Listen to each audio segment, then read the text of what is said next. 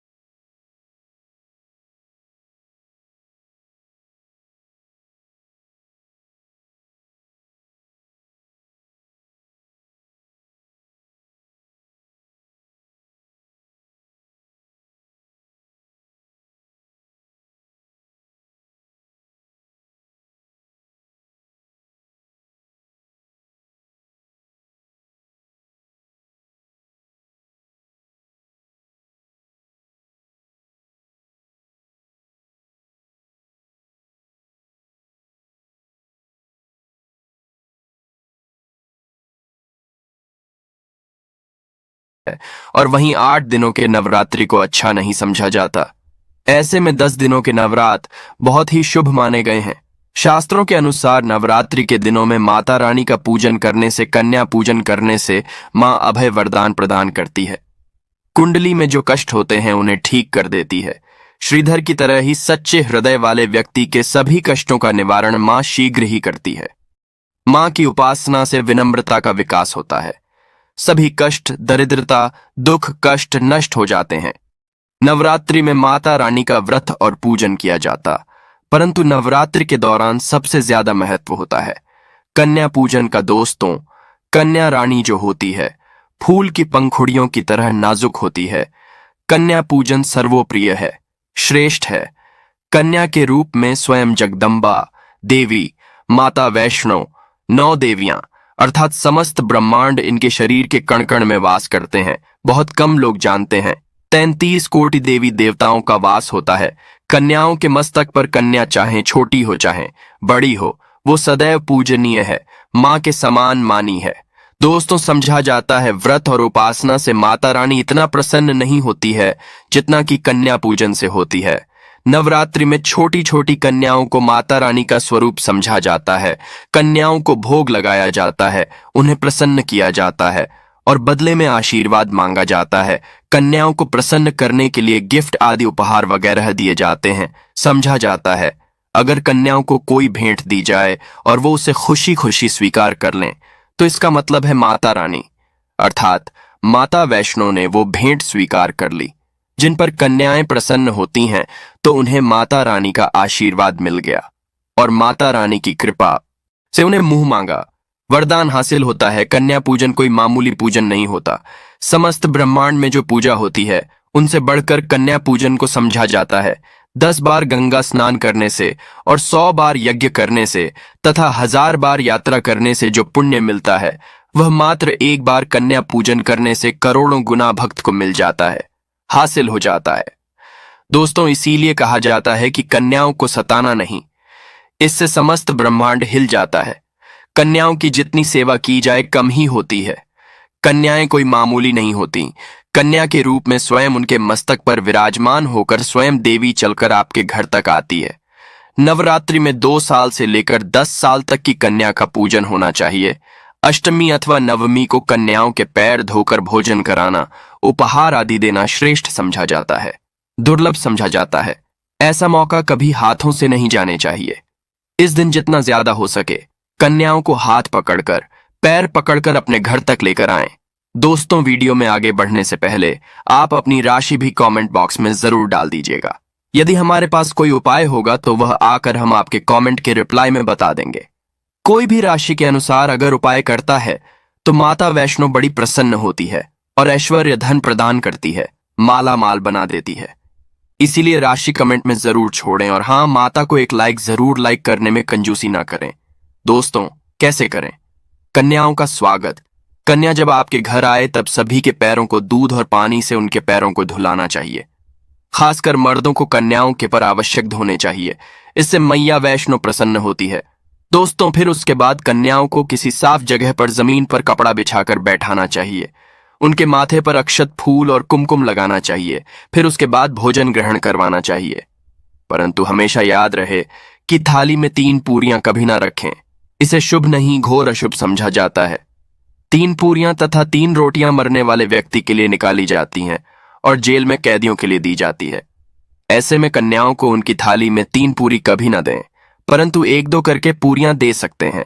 इससे 3 संख्या बंट जाती है और दोष भी नहीं लगता।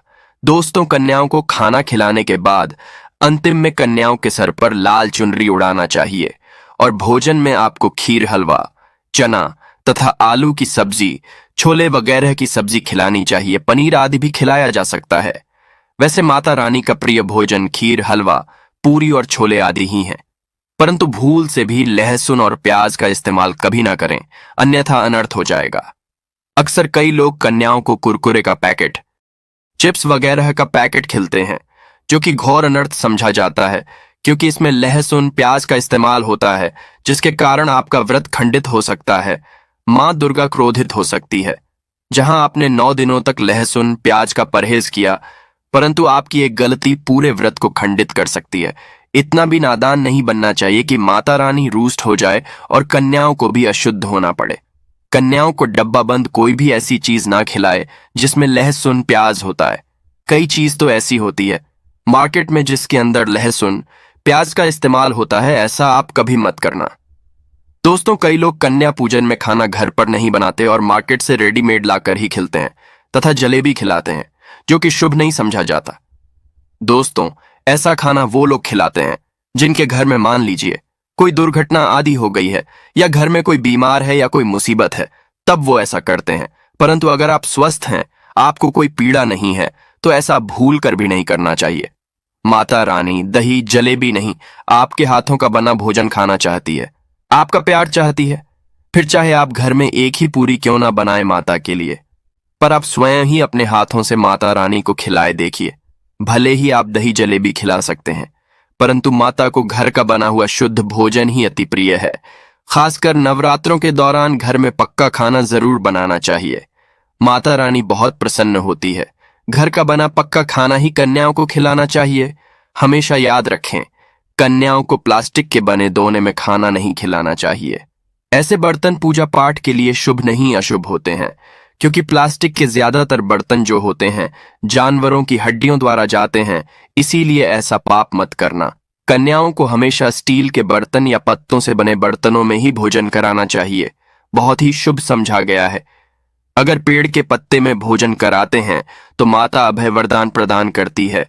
दोस्तों, एक और बात हम आपको बताने वाले हैं कि यदि नवरात्रों के समाप्त होने के बाद यदि बीच में कन्या पूजन में शुक्रवार का दिन पड़ जाए तो कन्याओं को कोई भी खट्टी चीज नहीं खिलाना चाहिए, क्योंकि शुक्रवार का दिन माता संतोषी को समर्पित होता है और माता संतोषी नवरात्रों के दिनों में सक्रिय अवस्था में होती है। ये वो भी 9 देवियों के साथ में आपके घर में आती हैं। इसीलिए कन्याओं को भूल कर भी शुक्रवार का दिन अगर पड़ जाए तो खट्टी चीज घर में नहीं बनाना चाहिए और कन्याओं को भी खट्टी चीज नहीं खिलाना चाहिए। घोर पाप लगेगा, आपका किया कराया सब बर्बाद हो सकता है। खट्टी चीजों से माता संतोषी रुष्ट हो सकती है, चिढ़ सकती है, आपको श्राप दे सकती है। इसीलिए नादान ना बने दोस्तों। भोजन कराने के बाद कन्याओं की थाली में एक लौंग जरूर रखना चाहिए। लौंग देवी शक्ति तथा दुर्गा मां को बहुत प्रिय है। लौंग माता शक्ति का प्रतीक होती है। लौंग में नवदुर्गा का वास होता है। इन 9 दिनों में माता रानी को लौंग का भोग ही लगाया जाता है, तो खाना खाने के बाद कन्याओं को लौंग जरूर अर्पित करें। माता रानी को अमृत से बढ़कर लौंग प्रिय है, इसीलिए कन्याओं को थाली में चुपचाप एक लौंग जरूर रख दे। आपका भाग्य चमक जाएगा। माता लक्ष्मी आपके जीवन में धन की कोई भी कमी होने देंगे। दोस्तों, आपको बता दें, कन्याओं को उपहार में क्या दें। कन्याओं को खुश करने के लिए उनकी थाली में दक्षिणा डालें, ताकि आपके घर में संपन्नता बनी रहे तथा धन की कोई भी कमी ना हो। कन्या जब आपके घर से खुशी खुशी धन लेकर जाती है तो वह भी आपको खुशी खुशी कई गुना आपको धन प्रदान करती है। इस समय कंजूसी मत करना, खुशी खुशी कन्याओं को धन जरूर देना। कन्याओं को कोई सुंदर गिफ्ट दे सकते हैं। शास्त्रों में बताया जाता है कि कन्या जितना खुश होती है, रानी उतना ही जल्द फल की प्राप्ति प्रदान करती है। ऐसे में आप कन्याओं को चॉकलेट बॉक्स दे सकते हैं तथा खूबसूरत कपड़े दे सकते हैं। याद रहे, काले कपड़े ना दें और स्टील के बर्तन भी गिफ्ट के तौर पर दे सकते हैं। याद रहे कि कन्याओं को लोहे का कोई भी सामान नहीं देना चाहिए, नहीं तो राहु केतु का प्रभाव आपके जीवन में प्रवेश कर जाएगा। राहु काल तथा राहु दोष आपको लग जाएगा, अब बर्बाद भी हो सकते हैं। दोस्तों, जब कन्या अपने घर के लिए प्रस्थान करें तो उनके चरण जरूर छू लें और अपने मन में प्रार्थना को पूरा करें। सच्चे दिल से मांगी हुई मुराद माता रानी जरूर ही पूरी करती है। सच्चे दिल का मतलब होता है मन में कोई भी लालच ना हो, और अगर वो लालच माता को पाने के लिए बन जाए तो उसे बोलते हैं सच्ची श्रद्धा और सच्ची भक्ति। ऐसी भक्ति के आगे स्वयं 33 कोटि देवी देवता आपको नमस्कार करते हैं। दोस्तों, नवरात्रों के दिनों में अगर मिल जाए आपको ये संकेत, तो समझो माँ दुर्गा आपके घर में आ चुकी है। ये संकेत बताते हैं माँ दुर्गा का आशीर्वाद आपको हासिल होने वाला है। तो आइए शुरू करते हैं। दोस्तों, पहला संकेत, जब आप कलश स्थापना करते हैं तो जौ से निकली हरियाली बहुत ही शुभ मानी गई है। कहा जाता है कि जौ से निकली हरियाली हमारे भविष्य में होने वाले अच्छे और बुरे होने का संकेत देती है। ये सभी बातें हमारे आने वाले साल का भविष्य बताती हैं। यदि आपने जौ बोए हैं और वो किसी कारणवश नहीं हो पाए हैं, तो ये संकेत बड़ा ही मनहूस समझा गया है। कहा जाता है कि नवरात्रों में जौ अगर सूख जाते हैं या बढ़ते नहीं हैं, तो समझ लेना चाहिए कि ये साल आपका खराब होने वाला है तथा घर में कोई बीमारी आने वाली है, या दिन दुगनी रात चौगुनी आपकी कम होने वाली है या घटने वाली है। दोस्तों, ये धन हानि का संकेत समझा गया है, क्योंकि आपने कोई ना कोई गलती ऐसी कर दी होगी जिसके कारण माता रानी नाराज हो गई है। इसीलिए माता से आप क्षमा जरूर मांग ले। माँ अपने भक्तों को जरूर माफ करती है। एक माँ ही होती है जो अपने बेटे को, अपने लाल को हर गलती पर माफ करती। परंतु ऐसा बेटा किस काम का जो माँ से माफी ना मांगे। इसीलिए माता रानी से अपनी गलती की माफी जरूर मांग ले। मैया वैष्णव अपने भक्तों को कभी निराश ही नहीं करती, बल्कि उन्हें धन धान्य से और खुशियों से परिपूर्ण बना देती है। और दोस्तों, यदि जौ हरे भरे हो जाते हैं तो ये शुभ संकेत होता है। इससे आने वाले समय में आपको बहुत ज्यादा ही धन लाभ होगा। समझा जाता है कि 1 रुपए का सिक्का या चांदी का कोई भी सिक्का जौ के बीच में अगर मिट्टी में दबा दिया जाए तो घर में सुख समृद्धि आती है। माता लक्ष्मी दौड़ी दौड़ी चली आती है। जौ के अंदर हमेशा 1 रुपए का सिक्का जरूर डालना चाहिए। जौ को खाली नहीं रखना चाहिए, उसमें धन वगैरह जरूर डालना चाहिए। इससे माता का आशीर्वाद सदैव परिवार पर बना रहता है और जीवन में कोई भी संकट नहीं आता। खाली जौ मतलब धन भी खाली, खुशियां भी खाली ही मिलेंगी। दोस्तों, नंबर 2, यदि आपकी नींद नवरात्रों के दौरान सुबह 4 बजे के आसपास खुलती है तो इसे बड़ा ही शुभ संकेत समझा जाता है, क्योंकि यह समय मुहूर्त कहलाता है। इस समय देवी शक्ति अपने सच्चे भक्तों को ही जागती है। इस समय उठाना मतलब माता की कृपा हासिल करने के बराबर समझा गया है। ये संकेत बताते हैं कि माता की सच्ची भक्ति का प्रभाव आपके ऊपर हो चुका है और माता रानी आपको जल्दी ही कोई खुशखबरी देने वाली है। माँ आपकी सच्ची भक्ति से बहुत खुश हैं। दोस्तों, नंबर 3, यदि नवरात्रि में आपका मन प्रसन्न होने लगे, पूजा पाठ में आपका मन लगने लगे, पूजा करते समय मन शांत होना, यह दर्शाता है कि आपको बहुत जल्द माँ की कृपा हासिल होने वाली है। माता रानी आपकी भक्ति से बहुत खुश है। आपकी भक्ति माता रानी को आनंद दे रही है। ऐसे व्यक्ति को समझ जाना चाहिए कि उसके जीवन में अब अच्छा समय आने वाला है।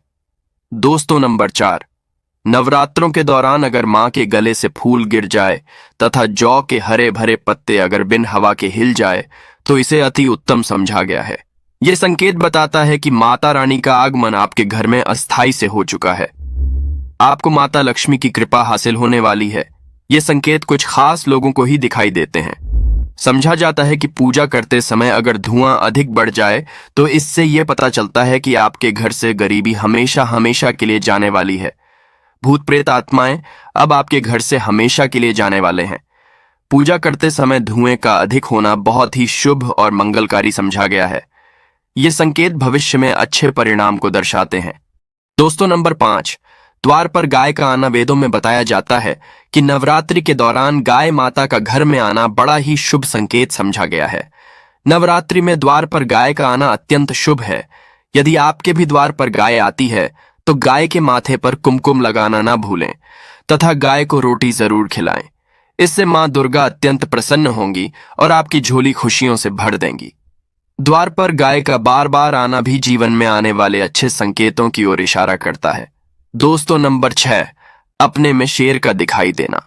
अगर आपके सपनों में मां दुर्गा दिखाई देती है, अर्थात कोई भी देवी अगर आपके सपनों में दिखाई देती है तो बड़ा ही शुभ समझा गया है। नवरात्रों के पावन अवसर पर माता के दर्शन किसी खास भक्तों को ही होते हैं। ये सपने कभी किसी को शेयर मत करना।